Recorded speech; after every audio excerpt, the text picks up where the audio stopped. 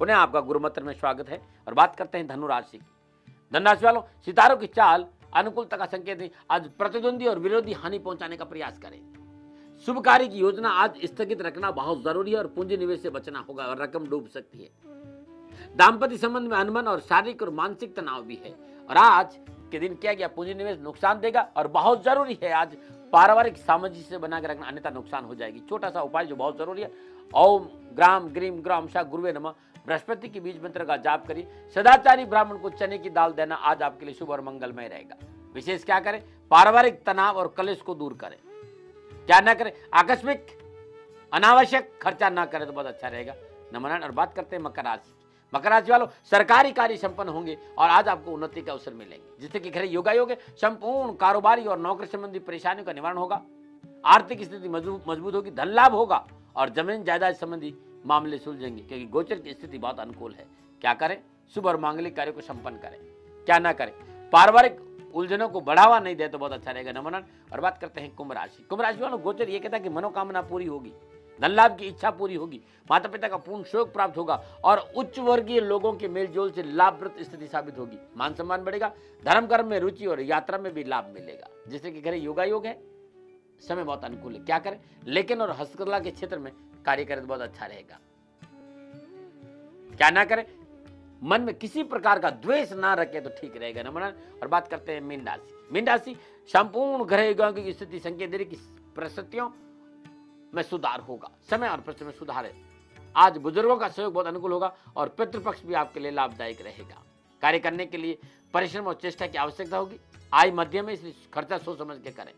अध्यात्म झुकान होगा, ऑकल्टम साइंस की ओर लगाव होगा। पारिवारिक सारे मसले निपटेंगे और गुजार लायक धन की भी प्राप्ति होगी। क्या करें, जीवन साथी की बातों को महत्व देना बहुत जरूरी है। क्या ना करें, विद्या शिक्षा के क्षेत्र में लापरवाही नहीं करें तो बहुत ठीक रहेगा। नमो नारायण। ये था 12 के 12 राशियों का राशिफल जो गणना से बराबर है। और अब मैं आपको ले चलता हूं अंकों की रहस्यमय दुनिया को। सबसे पहले मूलांक एक का स्वामी सूर्य और जैसे कि घर योगायोग है। आज व्यवसाय में सफलता प्राप्ति के लिए कठिन परिश्रम करना पड़ेगा।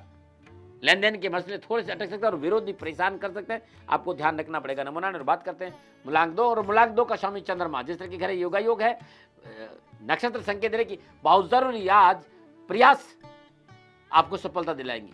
आपकी काम करने की शैली, आपका काम करने का तरीका आज आपको सफलता दिलाएगा और आपके रुके हुए सारे काम बढ़ेंगे।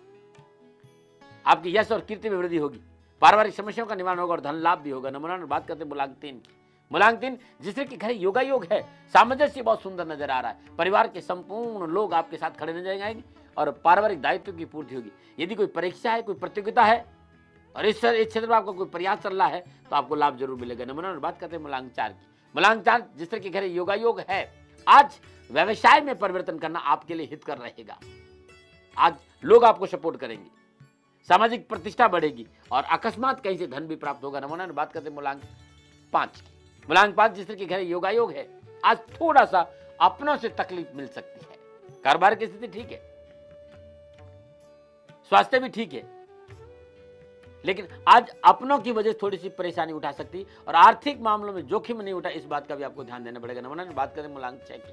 मूलांक 6 नए उत्साह और जोश उत्पन्न रहेगा और सामाजिक कार्य में रुचि लेंगे और आपका मान और सम्मान और यश भी बढ़ेगा और लाभ भी प्राप्त होगा। नमूना। और बात करते हैं मूलांक 7 की। मूलांक 7 जिस तरह की घर योगायोग है। बौद्धिक प्रयास फलीभूत होंगे और किए गए प्रयासों के मनोनुकूल लाभ की प्राप्ति भी होगी।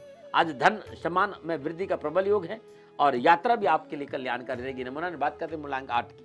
मूलांक 8 जिस तरह की घर योगायोग आज निजी संबंधों की वजह से परेशानियों का निवारण होगा। पारिवारिक प्रतिष्ठा बढ़ेगी और आर्थिक पक्ष मजबूत रहेगा। नमूना। और बात करते हैं मूलांक 9 की। मूलांक 9 जिस तरह की घर योगायोग है।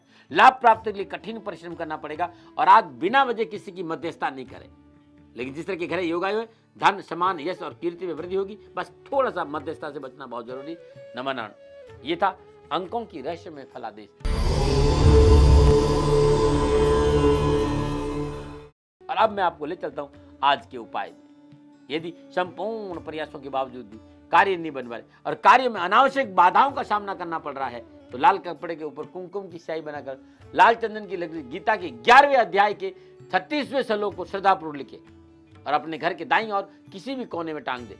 किसी भी प्रकार की बाधा होगी उसका निवारण, ये अद्भुत टोटका जो कभी खाली नहीं गया है। और बात करते हैं नुस्खों की। लंबी अवधि का बुखार, कोई दवा काम नहीं कर रही हो, बार बार उतरता है, बार बार चढ़ जाता है, 100 ग्राम पानी में 10 काली मिर्च और 50 ग्राम नीम के पत्ते डाल दे, पानी खोलने लगे तो ढक दे, ठंडा होने पर सुबह शाम छानकर पीड़ित व्यक्ति को पिला दे। इससे पुराने से पुराना बुखार 3 दिन में उतर जाएगा। ये अद्भुत टोटका जो कभी खाली नहीं गया। पुराने बुखार के उपचार में नित्य प्रति 1 गिलास पानी में लगभग 15 ग्राम अजवाइन मिट्टी के बर्तन में भिगोए, दिन में ये बर्तन छाया में रख दे, रात को खुले आसमान के नीचे ओस में रख दे, अगले दिन प्रातःकाल छानकर बुखार है उस व्यक्ति को पिला दीजिए। 1.5 या 2 सप्ताह में कैसा भी लंबा बुखार होगा उससे पीछा छूट जाएगा।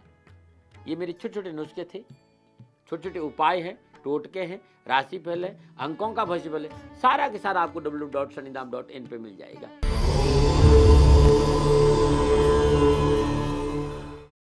नमो नारायण। दाती गुरु मंत्र में एक बात कहना चाहता हूं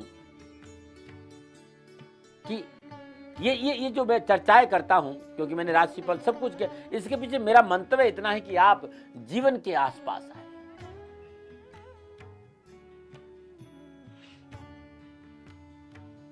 ये बात ध्यान रखना बहुत है। जीवन के आसपास आए बगैर जीवन की हकीकत समझ में नहीं आएगी। जीवन के भीतर से झांके बिना जीवन का रहस्य समझ में नहीं आएगा। और ये कैसी विडंबना है मेरे राष्ट्रवासियों कि न जाने कितने एड्रेसेस पता है, अपना पता छोड़कर सबको आप जानते हैं। आप न जाने हजारों लोगों से मिलते हैं, लेकिन आप अपने से कभी नहीं मिलते हैं। सबकी जानकारी आपको, लेकिन आपकी जानकारी आपको नहीं। आपको बहुत हंसी आएगी, लेकिन ये वास्तविकता है। जो मनुष्य बहुत लोगों की जानकारी नहीं रखता है, लेकिन वो अपनी जानकारी नहीं रखता है, मेरा विश्वास करो, वो व्यक्ति इस संसार में रहते हुए भी कभी सुकून और शांति से नहीं। सुकून और शांति और आनंद से रहना चाहते हो तो आपको अपनी जानकारी होना बहुत जरूरी है। ये बहुत जरूरी बात। कुछ लोगों ने कहा कि जाति वाले कुछ ऐसा बताइए जिसमें हमारी भलाई हो। देखिए, आप जब कहीं हार जाते हो तो आप उस हार का ठीकरा ईश्वर पे फोड़ देते हो या दूसरों पे फोड़ देते हो कि नहीं मैं उनकी वजह से हार गया। लेकिन जब जीत जाते हो तो अपने को सम्मान देते हो और अपनी छाती ठोकते हो, अपनी पीठ कि ये आपकी मेहनत का परिणाम। आप कितने स्वार्थी हैं। जिसको चाहे उसको आपने मित्र बना लिया और जिसको चाहे उसको विरोधी कह लिया। सदा याद रखो, ईश्वर कभी बुरा नहीं करते।